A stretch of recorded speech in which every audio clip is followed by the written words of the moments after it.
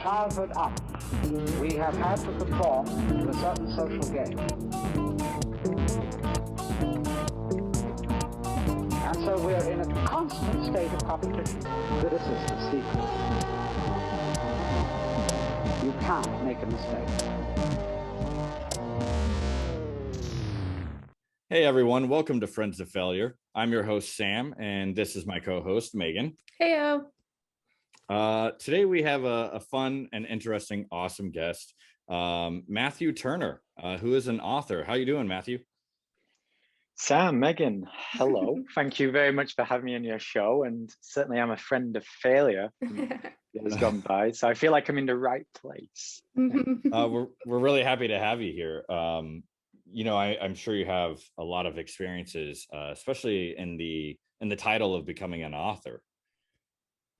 It's been a journey. So yeah, a journey is to say the least. So to kind of give you a quick overview of me, I've been a writer now in some form for about 15 years, which is crazy to think. But writing for me began as a form of therapy after a breakup in my early 20s. And it led to my first book, which I spent about 7 years writing, rewriting, and just procrastinating over. And it eventually got to a point where I was like, I'm going to have to put this to one side in a drawer, never to open it again, or finish this thing and send it to agents or publishers or something to kind of complete the process. And I chose the latter. And that really sparked my eventual working for myself. Literally within a year of deciding that I'd left my job as working for myself, published my first book, quickly started my second. It led into a third novel.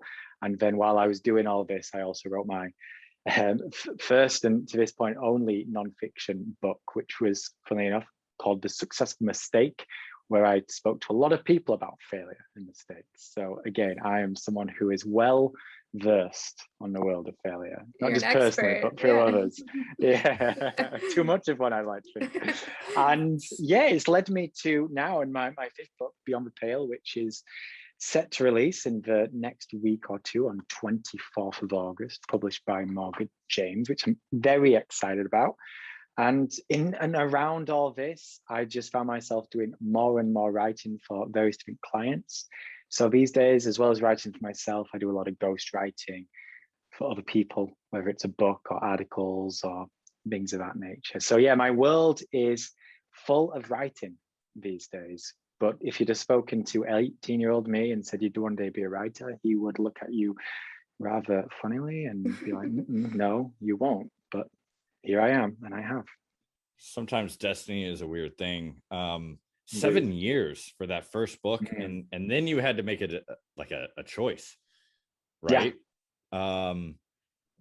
It seems like such a long time, but I wonder for you, did it feel like a long time? Was 7 years a long time being with that book, or did it just fly by and one day you're like, it's been 7 years?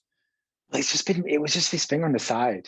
So I wrote the first draft there, probably within like 9 or 10 months. And then I kind of just left it. And then things would just happen in my life, which would seem to summon the book forward again. For whatever reason, I'd be like inspired by something, I'd think of something, I'd return to the book and I'd like reread it and rewrite it. And it was just this back and forth thing over like a 7-year process where I was just, like turning to it as a form of therapy, really.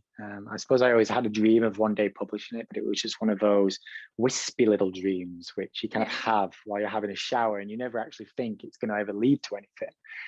But I just got to a point, probably revisiting it for like the fourth or fifth time over this sort of 7-year period. And I was like, I need to either just put this in a drawer forever and just move on, or complete the process. So at least I know what could have been and have a bit of closure, and again, just kind of move on with my life. So I'm very pleased that I chose the latter, because my life would have looked rather differently now.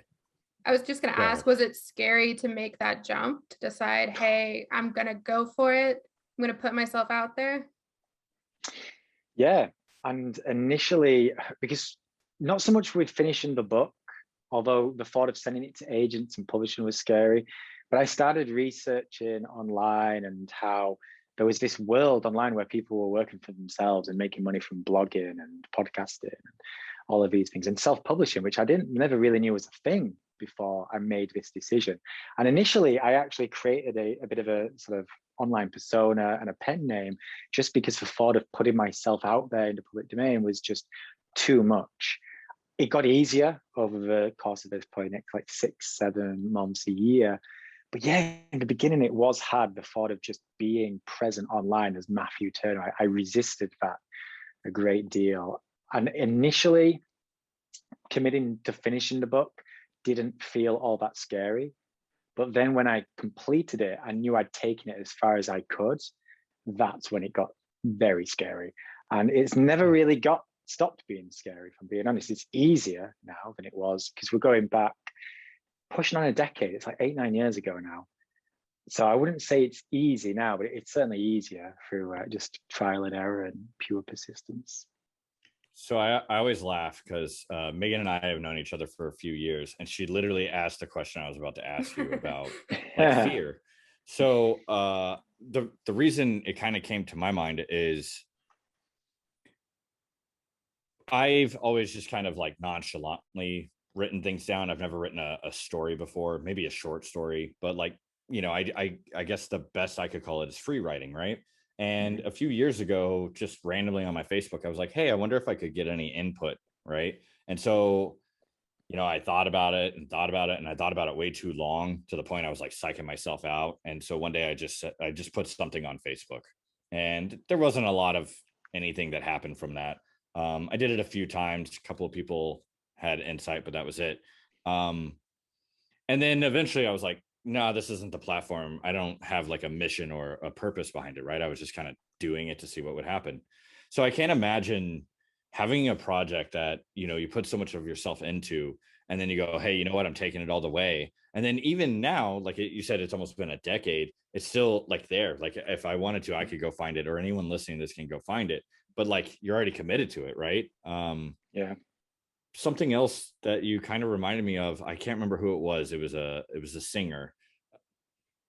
I really wish I could remember, but someone asked him like, hey, how do you do it? How do you get over the jitters of like going on stage and, you know, rocking and rolling? And he was like, I never got over it. He's like, I feel like I'm going to throw up every single time, but I just go out there. And then once I do it and I'm in it, you just kind of forget about the fear. Would you say that's kind of the same with writing?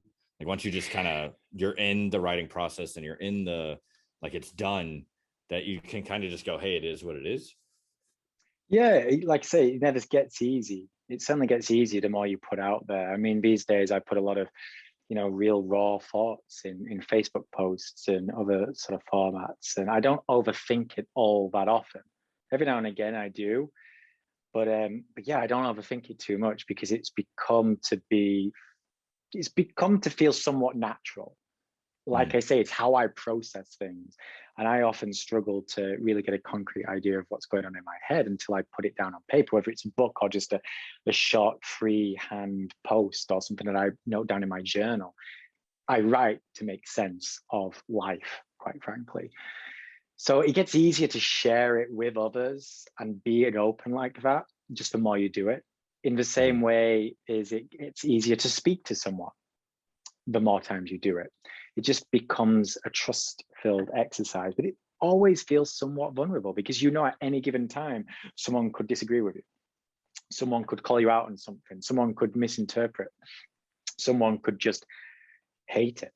And yeah, you're always going to take those sort of things to heart. Doesn't matter how thick one's skin is skin, you know. It can be penetrated. We can bleed. So it doesn't matter how tough you are, you feel criticism, you feel those aspects that stir open your self-doubt. And I do sometimes question myself. I'm like, why do I do this? Because it is just torturing at times. But I honestly couldn't imagine a world without it. Like I would just be this inner consumed mess if I wasn't able to write, because I'd just be inundated with all these thoughts and feelings and ideas and what ifs and musings and happenings. And I just wouldn't be able to function as a proper human being. And honestly, that's hard enough in and of itself. So to make it even harder would not be sensible. So writing is just my kind of natural way to express outwardly, but also inwardly. And through pure practice, it gets easier to share oneself like that. And It's like your art. yeah, it's worth the risk, basically. It without it, there wouldn't be fulfillment, or it'd be somewhat empty, or like you're not being your true self. But it's worth that risk of being out there publicly or having people disagree with you. And at the end of the day, it's an art form, and any art form is subjective. So Yep. a bunch of people may love it, and then there's a group of people that don't get it. Like, it doesn't click for them. They can't figure it out. And it may feel like a failure that you can't please everyone, especially in like our current society. But it doesn't necessarily mean that. How have you dealt with that? Like, you get overall good reception, and then there's a few quote unquote like haters. There's so much opinion out there. Yeah, I mean, as I say, you feel it when you get a 1-star review or you get something tough. Like it hurts. Like there's no way around it. Like it is. You take it to heart, but it gets easier as time. And I suppose just a bit of a mindset and outlook switch for me is writing something, and I think this is true of creating anything that is somewhat polarizing, is a good thing. Because unless you write something, so for me it's writing, for another person it might be music, for someone else it might be art, but for me it's writing. So if I'm not writing something that is at least somewhat polarizing, then I don't consider myself doing my job, because all I'm ultimately trying to do is please everyone and just create this vanilla piece of work that's out there in the world and doesn't step on any toes, that everyone can really agree with. And it's like one of those films that you don't particularly like, but you don't hate. And when you just need something on in the background on a Sunday afternoon, just because you need it, it's like, that's the film. I don't think anyone dreams of creating a film like that. You want to create something that stirs emotions, that makes someone feel something. But the only way to do that is to alienate another group. So when you create something important, it has to be somewhat polarizing. That doesn't mean you have to be, really conflicted and, create something that is like Donald Trump, Ma might like you, either love him or hate him kind of thing. It doesn't have to be that extreme, but you always have to do something somewhat polarizing. Otherwise it means nothing. And it's a good analogy for the rest of life. I feel like too often, and I certainly was one of them, and still am to an extent, where you end up saying yes for the sake of saying yes. You're trying to please everyone. You're trying to be something for everyone, everything for everyone. And as such, being nothing to no one, being an absolute master of none. And I know that I want to get to the end of my days on my deathbed and feel like I have mastered something rather than just pleased everyone with this vanilla nonsense. So growing up, I was really into movies, and I agree with you. There seems to be more so now than before, and maybe I was just naive and young, right? Okay, shots fired, and I'm not trying to call out the Marvel movies, but I feel like at a certain point it was really awesome, right? I was fairly young when Iron Man came out, and I really enjoyed it. But then, they had this whole decade of movies coming out, and it got to the point where it was the same movie, just different characters over and over. And like, even like I was committed. I had watched all these movies. Like, why would I stop? I have to see how it ends. And I mean, the ending was worth the wait, I think. But I did. I eventually started to really criticize film because of that. It felt like everything was the same movie. And when people figured out that Marvel had the code of it's funny, it's sad, it's got drama, it's got action. I mean, the Marvel movies were anything and everything that a person might want, maybe in just small doses, but you would get a little bit of what you were looking for. Whereas, I guess I kind of found it in the horror genre, where there were a couple of movies that came out. One was called Hereditary, and the other one was called Midsummer. Have you heard of those? I don't think I've heard of Hereditary, but Midsummer comes to mind. Yeah. I'm Yeah, not much of a horror buff though, so Me neither. yeah. Well, and I don't really recommend it for just anyone. Like, if you want to see something that forces you to feel a certain kind of way, that's what kind of movie they are. And when you brought up kind of alienating yourself, even in the horror genre, it's one of those movies. I mean, I guarantee you there were people that turned it on and were like, all right, a scary movie, and then maybe 15 minutes into it turned it off. But the guy that made those two movies, I guarantee you, was like, this is the vision that I have, and this is This is what I'm going to make, right? But I'll never see him being, you know, on the cover of whatever, you know, Entertainment Weekly or whatever, right? Of like, hey, you should go see this, because a lot of people were just standoffish from it. So I kind of commend you on having that mentality of, you can't always be a people pleaser, you know? Yeah, and this may come off a little bit snobbish, but I think as a general rule across most entertainment these days, there's people who create content and there's people that create art, and there needs to be a balance. If you create something that's too arty, it will never reach the people that it maybe needs to reach, and it'll just become kind of this cult classic, if we're still using the films as an analogy. And if you go too far to the content for the sake of content, you end up just producing like 10 Fast and the Furious films, which just get more and more ridiculous each and every time. But they're just entertainment and easygoing, and you know, it's so there's a bit of a balance. But for me, most people are either like, I'm happy creating content. It doesn't need to be beautiful and poetic and prose. I just want it to produce something so it allows you know, other people to kind of get an access into my world. And many books take on that form. In fiction, for sure, there's a lot of books out there in fiction that go on to be, you know, very popular, that follow a kind of formula. And you know, if you follow a formula, there's a good chance that it will be somewhat successful. But in the non-fiction world, especially as well, because there'll be people who are doing it where they can have a good book, which will never be great, but it will be a fantastic business card for them, lead to speaking and such. So people who take more of an art focus, they have to commit to alienating some people. They have to commit and be like, I want this book to speak to someone. And in order for it to speak to someone, it needs to annoy someone else. And there's no other way around it. There's just no other way around it. So yeah, it's certainly hard, and I have not mastered it. And I like to think, at least, that I will look back at my work today, 10 years from now, and be like, I've grown. You know, the work I was producing in 2021 is like nothing compared to what I'm producing now, because it's all part of the growth. But I do know that a big tipping point for me personally, I feel in my quality of work, but just my overall outlook on my work was saying it's okay to be somewhat polarizing. It's okay to create something that is going to be criticized. It's okay to be creating something that isn't liked by everyone. That is actually a good thing. Yeah. I wonder how much Kanye West thinks about that stuff. Like, does he even think about that anymore? I mean, Kanye West is probably a fantastic example of that, although he does it in a very strange way, because he wants to be conflicting, you know, he wants to kind of get out there. But he's always had, at least for me, I've always seen Kanye West and thought he's a bit of a lunatic, but he seems to have like a vision, a purpose in mind. I don't think he just does something for the sake of it. And there's something to be admired in that. Now, like I say, you can take that too far and become too much of a conflicting character. You can lose too much sense of reality. And in forms of art, it can just become too niche, so it really never gets seen and just remains a cult classic forever.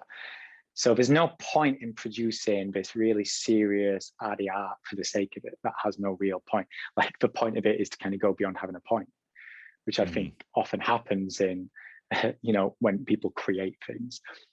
Yeah, for me, you want it to have a translatable message, right? Like, yes. If there's nothing that the audience can get from it, and it's just this thing you have in your mind that doesn't translate anywhere, you're right, there is no point. Why are we delivering that? Maybe it looks interesting, or it's a fun read that doesn't make any sense, but and I imagine everyone listening right now and everyone watching probably has like a movie in mind, or an artist, or someone in mind, and they're like, yeah, that's them. You know, they're talented. There's no doubt about it. They're talented. You can see their talent, but they just take things too far, just to kind of seem to prove a point. But the point doesn't have much grounding. But then there's the mass sort of media side of things is certainly on the other side, where there's just too much content for the sake of content. That's true in movies, it's true in music, it's true in like articles, blogging, journalism, it's true in books, it's true in everything. There's just too much out there for the sake of it, with no real message. It's just there to kind of get clicks, it's there to get eyeballs, and it's there to be watched on a Sunday afternoon when you don't really want to watch anything. And again, I don't think anyone starts their career having that be their vision. It might be a way to make money, might be a way to become famous, but you always want to commit and become a master of your craft. I think most people are like that, especially if they're going to go through the process of putting themselves out there in writing a book or writing and singing music or, you know, doing anything with art. Like, it's a labor of love. Like, it's hard. If you're going to commit to that process, there has to be some real vision behind it. Otherwise, it's just pain for the sake of pain. So that's where the art comes in. And I think so long as you have that and you have that positive outlook on being polarizing, it can help you create something of worth that will speak to someone. The question then becomes, will it speak to enough someone's to make it a viable career for you, I suppose? Yeah, it's like a fine line of balancing capital gain without losing all morality, like at the same time. And if you can figure out that balance, you let me know the secret. I will. Yeah. I will buy back. I will buy that course. I don't know if any of us will. Yeah, I had a friend say to me one time, because I became kind of hyper focused on how do you balance everything, right? And I just kept asking that question over and over, like almost like it was a mantra. How do you find balance? How do you find balance? And he was like, well, you don't, right? Because it's the give and take. Like you have to commit most of yourself to something, whether it's a passion or a job or, you know, whatever it is for whatever reason, and other things are going to get less attention. Because I mean, there's only 24 hours in a day. And at first that kind of baffled me and drove me a little crazy, because I was like, no, there's got to be a way, right? Somebody has to have the answer. But I don't think there's any like protocol or a strategy for like perfect balance, you know? No, there isn't. Is it? I think it's a really interesting concept of balance, because I think it's something we should all be pursuing, although how we pursue balance is another story, because I think people get too transfixed into certain types of balance, which are quite mythical. But balance is a really good thing in work and life, in your craft and everything. But the way I see it is, it's like the old-fashioned scales. You know which ones I mean, where there's like the two dishes and they're balanced. And you don't get any help. There's no numbers. There's no like weights where it's like this weighs 1 kilogram and this weighs half kilogram. There's just items around you, and it's for you to figure out. And you get close to the balance and you think, oh, I've got it balanced, but then something will just slip a little bit out of place and it'll just go that way. So you have to find something to put on the other side, and it just tilts it that way a little bit too much, so you find something else. So it's this constant evolution, it's this constant dance where balance isn't fixed. Balance isn't this set in stone thing where, okay, if you get all of these things in your life sorted out and you do it at 30, then you will have work-life balance, for instance, and you will just live happily ever after. Life is always changing. The boundaries that we set, they're adaptable, they're fluid like water. And the balance that we seek, it should always be like this conscious thing where we're like, am I too far one way? Am I too far another? I should be pursuing balance that makes sense to me, but also being somewhat accepting that there is no such thing as true balance. And if you find it, it will be fleeting, because an object will nudge ever so slightly and cause everything to counter. So you'll have to then figure out a new solution, but like that forever and ever and ever. A little bit like perfection. I think pursuing perfection with your work is good to an extent, because it forces you to commit, go a mile deep, constantly reinvent yourselves and be adaptable, and really putting everything into your work or your family or wherever it might be. But there needs to be an acceptance that there is no such thing as perfection. And even if you think you've found it, it will be so fleeting, because you will have evolved beyond what you once were, and you'll be like, this is not perfection anymore. So I think things like perfection and balance and happiness, great things to pursue, as long as we understand that they're malleable, they're fluid, they're never set in stone.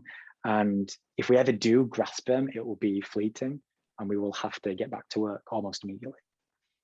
You instigated something in my brain during that, which I guess kind of made me reflect on, okay, so in order to become successful in something, you have to be able to fail, right? So if you're going to try to be a great writer, you're going to have to throw yourself out there and, okay, maybe I didn't publish it right, or maybe I didn't speak the truth that I was trying to speak, or paint the vision that I was trying to paint, right? But if you do that a few times and fail, then you're going to grow and you'll eventually find some form of success. But what was weird is I started thinking about some of my failures in my early 20s. If those same failures happen now, I wouldn't react to them the same way. They wouldn't teach me in the same way, right? And so that balance of failure success is always changing too, right? So after you've published so many books, the failures you would need now in order to grow for the next phase of your career as an author would be so much different than maybe what it was with the first book that you created, right? Yeah, that's pretty wild. I never have really sat down and pictured that in my mind before, of how failure is constantly going to have to change and grow as well in order to help you change and grow in your successes. I mean, and it's something all that you balance, you know? Yeah, I mean, something that you might fail at today, you go back 10 years ago and it would have been deemed as success. Like, for instance, let's say that you have grown and grown and grown. And now if you have a month where you're bringing in less than $5,000 into your business, it's considered a failure because you know that you've missed the boat somewhere. But go back 5 years ago, having a $5,000 month might have been like, wow, if only. If only. And it's a little bit like when you're a kid, you know, go all the way back to when you're, a toddler just learning to walk when you're 9 months old. Failure then is, well, shall I say, if a 5-year-old just forgets how to kind of walk and just stumbles and trips over his own feet for no reason whatsoever, that's considered a bit of a failure. Like, what were you doing? You should have been concentrating. But if it was a 9-month-old who was just learning to walk and was doing it, then it's like that's considered success, just getting up onto the couch. So life is fascinating. It's always changing. We're always progressing, sometimes in the right way, sometimes in the wrong, but it's changing always in every aspect. And it's fascinating to sometimes think like, what I deem as failure today, there was a time, often not that long ago, where it would have been deemed a success.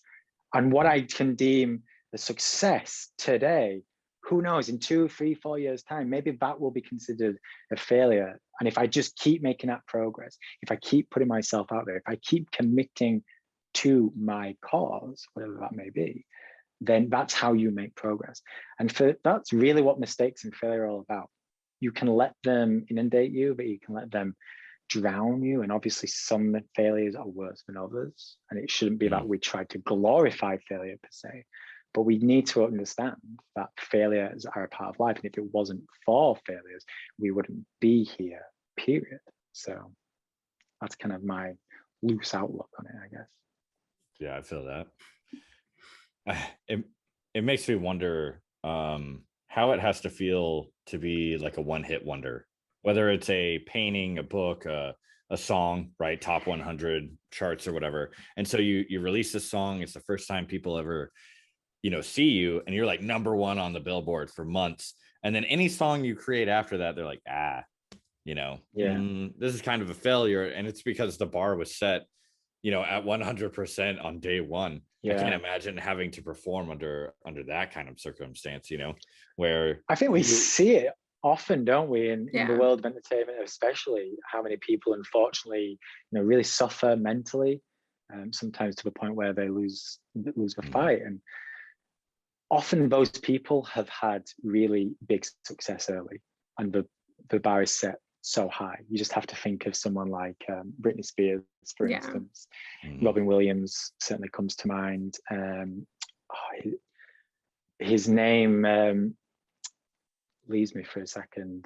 Was in Transformers and Holes. Shia LaBeouf. We've talked about him a few times. Yeah. But bar is set so high so early, and it's hard to then pursue and feel success again, because to an extent the inevitable then is to go downward, and it can certainly lead you to some pretty tough periods. So we often dream of instant success, but I think there's a lot to be said about just actually climbing the mountain. It usually leads to greater fulfillment for a longer period anyway. I think a lot about comparison, right? I think I've almost done it with even creating this podcast or anything I've ever written. After I write it and I look at it, I go, it's not as good as whatever book I read, or it's not as good as a poem that I saw. It could have been a poem from when I was in third grade, and I was just so mesmerized by it that every time I compare myself to it, it just, I'm a failure, right? And I think comparison really leads to a feeling of failure versus an actual tangible, hey, I failed at something, I learned from it, and I grew from it. And maybe that's something too that kind of happens with some of these artists and whatever platform that they're in, right? That's scary stuff. Yeah, it is. It's funny you mentioned about the comparison thing. It's been a huge driver of Beyond the Pale. Like the lead character, it's a fable, so it's a novel, but it's kind of has a blend of non-fiction in there. The book I can kind of closest to compare it to in terms of styles like The Alchemist. And the lead character in Beyond the Pale is Ferdinand, who is a very successful individual, Silicon Valley entrepreneur who's on the fast track of having $1 billion company and whatnot. So to everyone else, he's deemed like the definition of success. You know, he has it all. He has the fame, good luck to you, money, everything. And he tricks himself into thinking that too. But he's always comparing himself to people further ahead than him who've come before him, people with more followers than him on Instagram. And he gets ultimately sucked into this kind of hustle culture where he's just always connected, always switched on, always comparing his company to a different company, always comparing their growth to someone else's growth, always comparing, you know, how many likes his latest Instagram post gets. It means nothing. And he's, as the journey goes on in the book, he starts to question and starts to remember the vision for his business and why he started all this in the first place, and realizes that he has just lost touch of that and that he hasn't even thought about that in years. And I think that's true in most cases. It doesn't matter how successful you become, you're always going to be tempted to compare yourself to someone else. There's always going to be that. And I think that's always been there, but it's more prevalent today due to our hyper-connected world. Yeah, exactly. We're always, you know, inches from our phone able to scroll. And when do we often mindlessly scroll through social media? When we're feeling a little bit low or bored or some other kind of negative emotion. So you see someone who's prettier than you, and you're like, I wish I was as pretty as them. You see someone who seems fitter and healthier and got a better body than you. You see someone who's got a bigger smile than you and just seems happier. Someone with a bigger house or a nicer car, or talking about a business deal that is, you know, bigger than your business deal, or whatever it may be. So you just get sucked into this. I got to work harder. Yeah. I've got to grind the gears a little bit longer. I've got to do this. I've got to do that. So you end up saying yes, yes, yes. And you slowly but surely lose sight of the vision, the whole point of why you do what you do. And even if you don't have like a vision in terms of the business, you lose sight of the fact that you are a unique person. And by comparing your looks to someone else, it's futile because you're you and you're beautiful and special in your own unique way. And there'll be someone who looks at you for whatever reason, due to your personality or your looks, or you might have a nice bum or nice long legs or something that you don't see as a particularly big deal, but to someone else, it's like, oh, I wish they had got what they had. So yeah, it's toxic is the comparison culture. I think it's always been there. I think it will always be there. It's a human trait. But because of the nature of the world today, and we're so connected, we have access to all these things, it's toxic, it's hurtful. And I think it affects everyone to some degree until you get to a point where you're very purposeful about distance yourself from it. Yeah, I think we talk about social media and its effect on failure a lot. And in your book, it sounds like he's just a very relatable character, or even more of a cautionary tale. Like, hey, you can get all these things and you're still going to be looking for the next win, and you're still not going to be happy. Because if your intent has drifted, or you don't have that drive anymore that's, you know, keeping you on the right path, then it's going to be kind of all for nothing. Right. Yeah, exactly. I think you summed it up perfectly there. Absolutely. I kind of wrote him as like this super successful person for those two reasons. One, so he would be a person most people would admire. Like most people will look up to a person like him in their pursuit of success. And this book is largely for business owners and entrepreneurs, people who are, you know, they have ambition online, they're looking to grow, whether it's as an influencer or podcaster or whatever it may be. So they'll look to someone like him and go, yeah, that's kind of what I want. Even though I know deep down it's not really what I want. Because as a writer, I might like say, oh, I wish I could have like J.K. Rowling's success. But the thought of having her success and not being able to write in my local coffee shop because I just get autographs all the day, that is like my worst nightmare. So it's one of those things where you're like, oh yeah, I would like it. But then if you actually step back and think about what it would be like, you're like, actually, I don't want that. So he's that kind of person who the everyday entrepreneur out there and business owner and influencer, just whoever is like, yeah, like he's got it sorted out. That's who I want to be. But as you get to know him and you start to just know Ferdinand the guy, he becomes relatable in another sense, not someone who you aspire to be like, but relatable in a way of like, yeah, these are the kind of questions that I have. This is kind of where my mind goes. These are the kind of questions that I've been asking myself in recent times.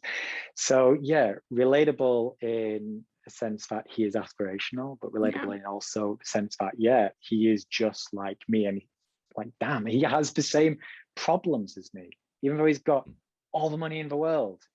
Even though he should have none of my worries, he has the same worries. What the hell is that all about? So it gets people to actually question their worries, actually to question their questions. And most people will realize they've been asking their own ones. I definitely feel that. Something that's strange to me is when you get really comfortable with self-reflecting, you might start seeing some of those things before it happens, right? Like you're able to say, hey, you know, I enjoy being an author. I want to be successful, but I don't want to have like 8 movies and everybody can go on Wikipedia and literally look up every little thing about me, right? I I think I don't think I would make it if I became a famous actor, a musician, or a famous anything. I don't know how famous I could get before it was extremely detrimental. But one thing that's been interesting to me in the last couple of years of my life is I think about wealth and what that means to me. And for a long time, wealth was my financial situation, right? How much money do I have? How secure am I? Can I take care of the people around me? And there are a lot of people that I've talked to as a personal trainer where I'll be like, man, I don't have any money, right? And that's not true. Like I'm able to pay my bills and I'm able to be happy and whatever. But I, you know, comparing myself to Bill Gates, it's like, I don't have anything. I have a $10 bill. I don't want to be Bill Gates. I do not want that level of money. I don't need that level of money, right? So for me, I had to eventually go, well, what is success financially? But then, you know, you start questioning, well, what do I have? What am I grateful for? And I have a lot of wealth in terms of physical health. And it's something that I started to realize I took for granted, right? I'm not going to have that forever. I mean, one day I'm going to grow old and whatever comes with that comes with that. I've kind of made my peace, but right now I'm able to go to the gym and really celebrate my ability with my body, right? And how it keeps me healthier than maybe what would have happened if I never fell in love with fitness, right? So I do agree that it's great to instigate those questions, right? Where there are people who they get stuck in that loop of I'm going to go on Instagram and the algorithm or whatever we want to call it, you know, if you're worried about like what your butt looks like, right? You're only going to see what Instagram or Facebook says is the best butts on the internet, right? And you're going to, my butt doesn't look like this. And I'll be like, but look at these butts, right? Yeah. And that's a weird analogy, right? But you know what I'm saying, right? Is I do. If you want to write poetry and you're following poets who are really successful on Instagram and your writing's nothing like that, you're going to start convincing yourself or tricking yourself or letting that trick you into going, I'm not a good writer, right? I don't have a good butt. I don't have enough money. My car's stupid. And it's hard to avoid that. It's hard to avoid that trap, I think. It is. So yeah. So I have a weird question. This might kind of segue the conversation a little bit, but you know, I would say you're a successful author. Hopefully you would agree with me, right? After, you know, having multiple books come out, you have another book that's literally about to come out. You know, you said it doesn't necessarily get easier, or maybe it gets easier, but you still have the same kind of feelings there, right? do you make goals now as a person that's been able to publish multiple books or be a part of the process of publishing multiple books? Do you have goals now of like, hey, I want this book to come out, I want to take my time, I want to enjoy whatever happens with it, and then it's like, okay, at this time I'm going to start the next project? Or do you let the projects kind of come to you? What does that kind of look like? I try and distance myself from the more sort of typical goals that I would have done in the past, like how many units sold and how much money and this, that, and the other. I think you still need those to an extent just to be a kind of guide, and so you can measure things, which you can measure stuff in any form of business, it's good. But like the main goal for this book and the books that follow, because this is going to be the first of 3, is that my dream is that these books will reach 100 million people over the next 150 years. So I've tried to kind of change my sort of outlook on the kind of big sort of goals that I set and be like, I don't need to finish this in the next year. I don't need this book to sell 10 million copies. I don't need to sell 10,000 copies in the first 2 months or it's a failure. I've certainly been inspired by the commitment toward a true perennial seller, where if you just keep committing to it and just keep going bigger and better and just going deeper and just keep committing to it, really, that it will lead to more and more people reading it, and build greater and greater traction. Whether it reaches 100 million eyes in 150 years is irrelevant, doesn't really matter. But I would much rather set a goal like that, which is spread out over a long time and is all about impact and kind of going to the moon, rather than if I don't sell 1,000 copies in the first month, then this is a huge failure. Right. Because I think all that just forces you to just be very reactive and just constantly reacting from one project to the next. In terms of like my next projects, like I've very much committed to this as a project for the foreseeable future. As I say, there's going to be 2 more books. At some point this year, I will probably start structuring the next one with an aim to begin writing it next year. But right now, I have no real sort of deadlines, taking it as it comes. And I just want to try and go as deep as possible with this book. I want to reach as many people who need to reach it as possible. And hopefully it will have an impact. So far, feedback and the reviews and everything have been so amazing. That's and great. People like reading between the lines. People like, so far the feedback I've been getting from those people are like, yeah, they're reading into the message there. Yeah. And for me, that's what really matters. And that's really kind of the main goal. Like, just reach as many people as possible, hopefully long after I'm gone. I'd love the thought of that I'm dead, scattered ashes in the wind going around the globe somewhere, and people are still reading my book and still going, that's got me thinking. Yeah. For me, that's kind of my legacy. That's kind of the way I sort of see impact. And honestly, I imagine it's going to be my sort of commitment till now and the end of days, whether it's with this book, the next couple, whether it's a future series or project or whatever else. I think that's just the best outlook to have when it comes to creating something of worth. And yeah, hopefully that answers your question. No, absolutely. Yeah. I think it's a great outlook, and it's pretty rare nowadays because most people want that instant gratification of, oh, I sold 1 million copies in the first year, or it's commercially successful. But you're more of, I want a message that sticks. I want to touch as many lives as possible. And I'm working for legacy, not dollar signs necessarily. I don't have to see it in my lifetime, but if it makes an impact overall, then I've done what I needed to do. Yeah, and the way I see it is, whenever you have, like, there's always byproducts of success. Whatever success is, there's always going to be byproducts of it. So that vision, one of the byproducts of that vision even becoming like remotely true would be dollar signs, if not for me, for like my children and things. So there's always going to be byproducts of it, but it just gets you to navigate away from, how many copies have I sold this month? Do I need to write one of those books which follows that formula so I can have $1 million, but have it just be a book that I hate. You know? Right. So that's kind of what it comes down to. And for me, I know that I would rather reach the end of time, you know, on my deathbed and know that I've got how many books behind that I'm proud of, even if it means there's less money in the bank, than a lot of money in the bank, but just creating, you know, the next Fast and the Furious franchise. And I've got no offense on the Fast and the Furious. It seems like I've you really watched don't the like. films. I've watched the films and they are enjoyable. They are. They're an easy watch, but yeah, let's just say they're not making my top 5. Yeah. It's interesting how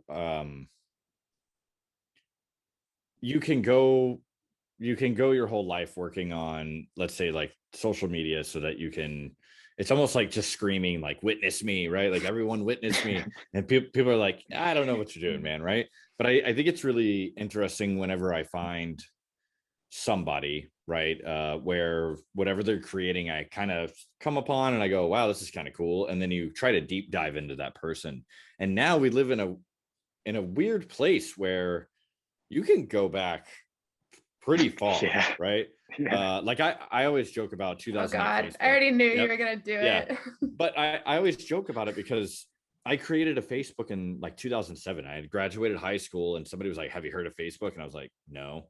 And they were like, do it. All the cool kids are doing it. And I was like, okay. But there's this record now of I created a profile on a website that, you know, at that time, Facebook was probably growing, but like, look how big Facebook is, right? And so people can look back a decade into my life, you know, whatever I left on there, and go, wow, that's what he used to be. And that could be a good thing or a bad thing. I don't know. But in terms of a career, let's say you live your whole life, there's like this different kind of documentation now, where William Shakespeare, there was, you know, he created this stuff. People didn't really appreciate it. He died, and it ended up creating a legacy that now we're talking about him here, right? And I think it's interesting because you don't know how your life's going to unfold, but there will be a documentation as you go, right? This is a part of it where people can one day look back and go, wow, I really loved, you know, this trilogy that he created, or, you know, whatever it is that you created that they fell in love with, and then go back and look at the essence of what created that art, right? And I think that's kind of magical in a way. I mean, even with bringing up JK, I always feel like I say her name wrong. Rowling, right? JK Rowling. It's one of those things where they can look back at where did she come from, and you know, it's hard for us to even grasp where she is now and where she came from, and because it's just so she came from nothing. She was on welfare, like going through a divorce, writing Harry Potter on napkins, like in a cafe, to she's like a billionaire now. I don't know if she's still a billionaire or she donated money and like came back down. She's problematic in her own way, I'll just say that, but her story is inspirational. And multiple failures. Harry Potter, I forget the exact number, but it was like 16 or 17 publishers rejected it. It's a journey. Life's a journey, you know, and I look at life as chapters, and it's a journey, and it's just filled with different chapters. And sometimes like an era ends or a chapter ends and it opens up a new one. And it's not always going to be exciting. Like some chapters in a book are less exciting than others. Sometimes a really great chapter doesn't get great until the end of a chapter. It works its way up in the first couple of pages or the first few paragraphs. And life can be like that. You know, one chapter ends and it's like on a bit of a cliffhanger and you feel like you're in the dumps for a while and it's hard. But you never know what it's going to look like at the end of a chapter. And you don't know what the next chapter is going to look like, or the one after that, or the one after that. All I'm sure of is life is a journey. It's sometimes going to be really fun. It's other times going to be really horrible. A lot of the times it will be rather uninteresting. And you'll eventually get to a point where you can look back on it with hindsight, hopefully, and reflect and be given the time to reflect and go, okay, it wasn't too bad. And I guess we all have the option to do that at any point. Right now, you can reflect on your journey so far and think about where you've been, where you are, the good, the bad, the grey in between, which is usually also boring. And yeah, what you consider today as a failure, which would have been considered a success a year ago, 2 years ago, 5 years ago, it can help you certainly develop a bit of gratitude, refocus on like what really matters, and just ever so slightly step back from this nonsensical comparison culture that we are all thrust upon every single day. And it's hard. It's hard. Honestly, I think life is really hard today.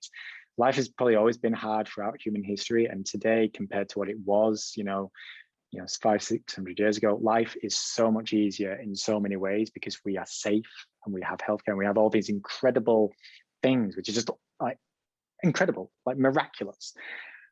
But it shouldn't take away from the fact that in reality, life is really effing hard. And in some ways, it's harder now than at any other point in history because our brains just can't handle this world. There's just so much of it. There's so much going on. It is a huge strain. It's no wonder that every year we go further into like this online sphere, more and more people are becoming more and more aware of how like effed up they are on the inside. Like mental health is becoming more and more of a thing. And part of that is just due to education and being vocal about it. But another part is that more and more people are having their mental health just strained all the time because of the world that we live in. It's amazing in so many ways, but it is harmful in so many others. Yeah. Go ahead. I was just gonna say, I think it kind of brings up the hustle culture of that need, especially our generation, of just, you have to go to achieve what you want to achieve in your young years. And I've reached burnout a few times, like rock bottom, could not keep going. I know many other people, it was the same kind of way. And I don't know how that went like in the 1950s, but I imagine it was different. It was not that level.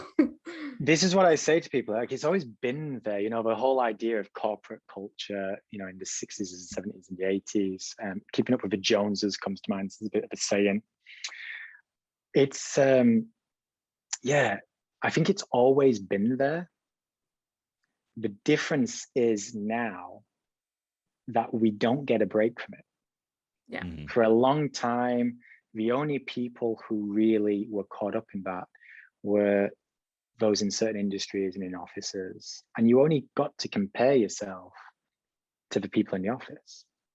And maybe you'd come home and you'd compare yourself to the people on the TV and in the newspapers and in the magazines, but it just wasn't that much of it. There wasn't much to compare yourself to. So unless you were working in like a Wall Street office in the 80s, you just didn't get bombarded by that hustle culture as much. Whereas now, like it's everywhere. We compare ourselves to, if you wanted to, you could spend the next 1 minute on Instagram and subconsciously compare yourself to probably 20 plus people. And some of them would be really famous, others would be, similar to you. So there's just no getting away from it. It's not just something that happens in a Manhattan office. It's something that happens everywhere. It's not just something that happens to dads who have to bring in food for their kids and family while the moms are at home with the kids. It's now moms who feel like they have to, create TikToks while their baby's 6 months old. And then as soon as the kids are old enough, they've got to have this career and they've got to have this and that. And it just doesn't stop anywhere. Everyone feels like they need to be someone, often that they're not. So I think it's always been there, that hustle culture, but it was just lesser. It just wasn't as obvious. It wasn't as in your face to as many people, whereas now it's literally everywhere to everyone. I wanted to say, I am a person that's fallen in love with hindsight because I feel that's when I reflect more precisely, right? Because I sit there, it's already said and done. Whatever happened, and I can just look at it for whatever I guess I decide it's worth, right? Like I can count the cost of whatever that circumstance was that led to maybe success, or, maybe it completely burned up and failed miserably, but I learned from it. And I think it's strange because it's really led me to believe and focus on I'm exactly where I'm supposed to be, right? Due to all the circumstances and the way I reacted and the decisions I made, I'm exactly where I'm supposed to be. But I do agree that this is a very frantic place. And I see people on Instagram sometimes that I think are very disconnected from all the social media, and they're very they appear very calm and like very well centered. And I'm like, well, how do I get like that? Like, I'm more hyper and I'm very frantic, and I'm, sometimes I feel I belong in this chaos, and other times I'm like, I do not know what's going on. It's very easy to turn on the TV or the news or whatever it is, read magazines and go, oh my gosh, like everything is just completely lost its mind. But I do find some kind of comfort when I sit down and I go, this is something that's been going on before, maybe even 50 years ago, 100 years ago, 1,000 years ago, where the hustle has always been there. It's just morphing all the time. And we are entering a really strange age of everything is becoming cyber, right? Like money is trying to become like cryptocurrency, right? That's trying to become like the new, this is currency now. And it may be sooner than we think, or maybe it's further out. The way politics have like morphed and changed. I can't even, fathom what it would be like for someone to teleport from, let's say the 1955, and then it's like poof, now you're in 2001. They'd be like, what is going on here, right? And I do think there's something about having that mindset of trying to comprehend what you were saying, right? Of it's the same thing, it's just in a different comprehension, which is exciting and scary at the same time, I think, because you get to be a part of a new version of something, but it's also kind of hard to soak in and go, what is this, Yeah, it's great in so many ways. Like most things, it's great until it's not, yeah, it's great, but it can certainly take over to the point where it's not. If it happened, let's say with this book that's coming out now, right? And I understand now that there's going to be like a trilogy, right? If it did turn into a situation where someone was like, hey, we really want to turn this into a movie, I mean, part of that would have to be really exciting. But have you ever tried to play that out in your head before of what would I do? Or are you like, I'll deal with it when the time comes? Yeah, I mean, I think you've got to embrace things. You've got to embrace, success, just like you've got to an extent, embrace failure. You've got to embrace opportunity. I think it comes down to situation. Depends on what would be an offer and what the vision would be. It's hard to say no to certain things, but I'd like to think I'd be quite, strict on what I would want it to look like. But until you're in that situation, you just don't know.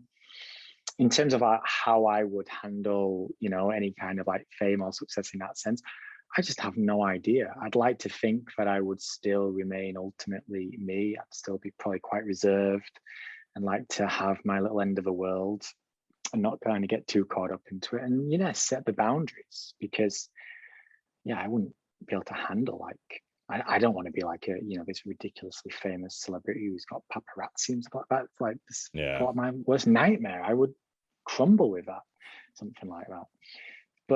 But yeah, one of the great things about writing a book is that it could lead to more books. It could lead to offshoots of series and a Netflix show or a movie or foreign rights and all these things. And that's where I was coming about earlier. Sometimes you can be so arty, so far on that side of the spectrum, like you just know to everything because it's got to just be about this little tiny point. And I think that then just loses sight of the grander vision and the mission it can have. Ultimately, you create something that wants to be seen and consumed because you believe if it's seen and consumed, it will change people, it will help people, it will have an impact for people in some way.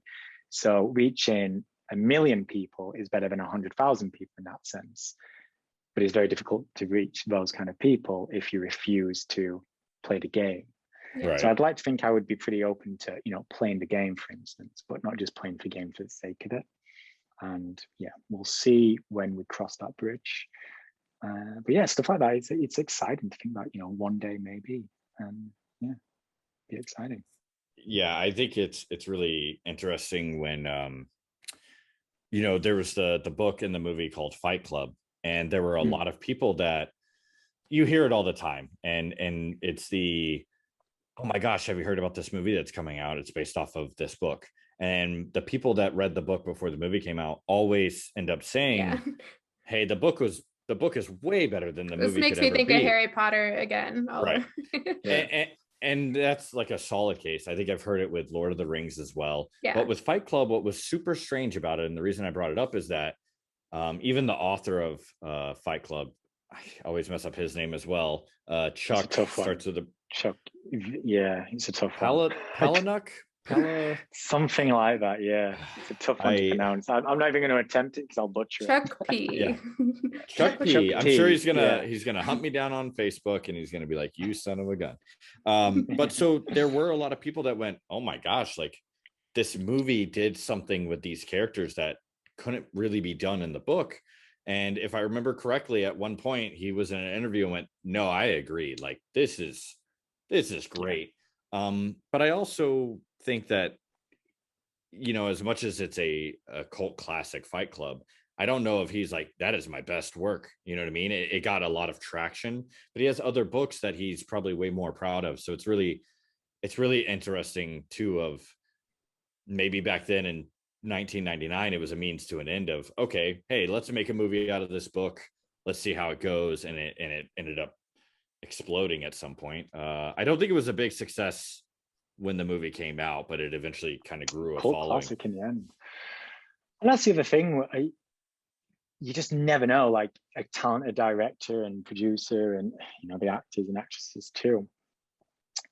They have the ability to reinterpret the book and not necessarily make it better, but just different and amazing in its own right. I think Lord of the Rings is a fantastic analogy of that. Like those movies are spectacular, but many people will say they are very different from the books, and they'll say, "Oh, I prefer the books or I prefer the movies." It doesn't really matter. It doesn't really matter whether the book's better or the movie's better. Good is good. Yeah. The movies are fantastic. You know, the Harry Potter movies are fantastic. The books are fantastic. And that can be sometimes good. The only downside is when you get a good book that is just unfortunately butchered by, you know, by the movie. But again, usually that's then because of the wrong reasons. But yeah, if someone turns a good book into a good movie, I'm all for that. Hell yeah. Yeah. I think it's got to be nerve-wracking to be like, yeah, best-selling, you know, book, Harry Potter, we want you to make the movie, and it's like, oh God, no pressure. Well, but you are right. It's like good is good. And good is good. With a book, you can only translate so much to the screen, because Oh, yeah. those books are massive and they just get bigger and bigger as the series goes on. So if they included like every single little scene, those movies we'd have like 20 Harry Potter movies instead of the 8 that we have. So I get people's like frustration, but they're setting themselves up for failure. Like I'm a big fan of Harry Potter and Lord of the Rings, but you're never going to get the exact same thing that's in the book. It's just, delivering the same message and story and characters. Yeah, it just reinforces what we were saying earlier about how stupid comparison culture is. Yeah, right. You know, we compare things far too often. Mm-hmm. We just compare too many things for no reason whatsoever. Good is good in my book. It doesn't matter whether it's you know, better or worse than something else. If you find something that is good, enjoy its goodness. Leave it at that. That's it. There you go. My girlfriend Ashley is like Megan, where she loves Harry Potter, loves it, and she's like, you know, for the love of God, please just read the books. And I just haven't taken the time. But I did watch the movies because I like cinema a lot more than I guess I'm not afraid to admit this. I didn't really pursue enjoying books until recent, right? I always was like, it's way easier for me to enjoy like music or the visuals, right, from movies and cinema. And there would be times we're sitting there watching the movies and she's just watching me like, I don't think he's getting it. And she would have to, if you read the book, it explains this way better. And I know she's right. Because after watching the entire Harry Potter movie series, I had a lot of questions, and thankfully she's an expert. I don't know who's more of an expert, Megan or Ashley. I'm gonna have to go team Ashley. I don't have a choice, right? But she was, I would ask these questions and she go, okay, let me break it down for you. And I was like, that just had to be so difficult because there was 8 Harry Potter movies. Yeah, they split the 7th book into 2 movies. And that just Two. goes to show like you cannot get everything in a book because books are thorough, detailed world builders into a 2-hour movie. Like it's The not emotion gonna that happen. I'll do it. No. yeah, the emotion that's provoked by books is way more phenomenal in my opinion. Yeah. I've watched some movies that have made me cry or laugh until I cried or get real upset until I cried. A lot of movies just make you cry, you know, but I'm kidding. But you know what I mean? It's like, I'm not saying that movies and music and whatnot can't provoke the same emotion, but there's something about written word allows so much room for the imagination to take hold of it and process it in a way that relates to you most directly, I think. And if I wasn't so, scatterbrained, I think I would really enjoy reading a lot more. But I had to really lean into Audible, where somebody's like sitting there reading it to me and like, nah, pay attention. I'm like, okay, all right, calm down, guys. It's a book. Calm down. Yeah. So this is the part of the show where I like to kind of offer the floor for you, right? And you can go whatever route you would like. If you have advice, maybe to people on some of the things that we've talked about, or from the perspective of an author that it took seven years to kind of get to a point where it's like, okay, I need to complete this or I need to put it away, right? Do you have anything that you would like to leave with our listeners today? I suppose there's 2 things on the front of being a writer, and honestly it doesn't matter whether you're a writer or not, or any kind of creator. It's just like, give yourself permission to release what you've created. Get it out there in the world. It will in the beginning be bad. It will. There's no avoiding that. Yeah, it'll be bad, or at least not as good as it could be. It takes time to master. It takes feedback. It takes perfecting your craft and becoming a master. That takes time, but it cannot start until you get it out there. And the other side of things, just from the hustle aspect that we've been talking about, is to just take a step back. And what I found is, while writing the book, is too often we are out there asking very broad questions and subconsciously putting out broad questions into the world in the hope we'll hone in on a specific answer. And it just doesn't usually work that way. It's like winning the lottery. Instead, focus on the questions you're asking. So question what success means to you. Question what happiness means to you. Question what happiness would mean to you right now. Question where you are right now compared to where you were in the past. Question what meaning means and what going a mile deep into your craft might be. Focus on the questions and asking the right questions, because that is hard, honing in on the actual questions you should ask. But once you start asking the right questions, finding the right answer becomes possible without winning the lottery. Whereas if you just keep throwing broad questions into the world, you're kind of expecting a bit of a miracle. So that would be my advice. I like that. That's good.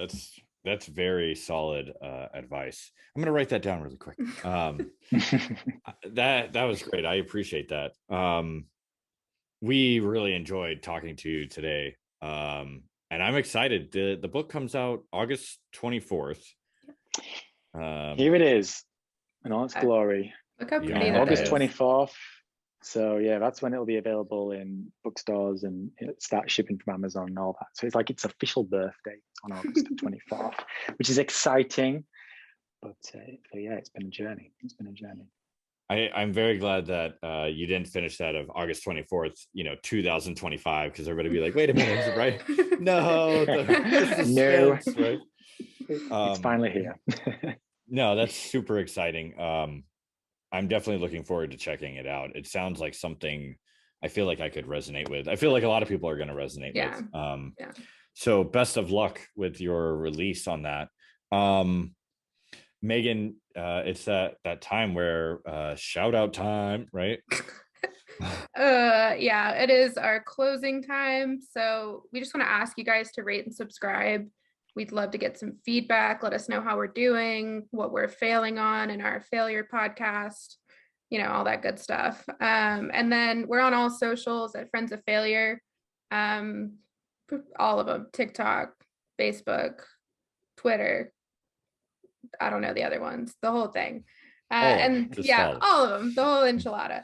And then you can watch us on YouTube as well if you're listening on audio, at Friends of Failure as well. And then our favorite part, you can send in your own failure stories to our voicemail box that we've called Ethel at this point. You just need to call in to 916-304-3545. Or you can email them into friendsoffailurepodcast@gmail.com. And those can be funny stories, a lesson you learned about failure. You can be anonymous if you want to, and we'll put those on our Just Us episodes. That'd be awesome. I love it. And of course, whenever, well, obviously if people are listening to this, the episode's already out, but we will have attached a way for you to interact with Matthew as well, if you want to check out his socials. I just want to thank everyone for coming out, checking us out. And I do want to leave you with that final thought of life is happening for you, not to you. So go out there and fail.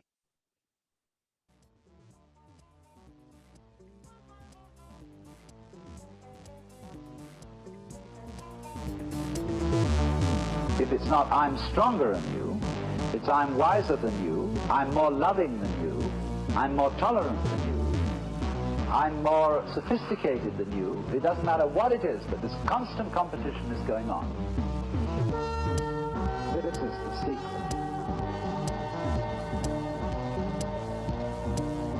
This is the secret.